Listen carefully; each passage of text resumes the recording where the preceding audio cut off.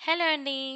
ఇప్పుడైతే మా మమ్మీ నాకు కాలేజ్ డేస్‌లో లంచ్ బాక్స్‌లో పెట్టి యమ్మీ ఎగ్ ఆమ్లెట్ కర్రీ ఎలా చేసుకోవాలో చూపిస్తాను.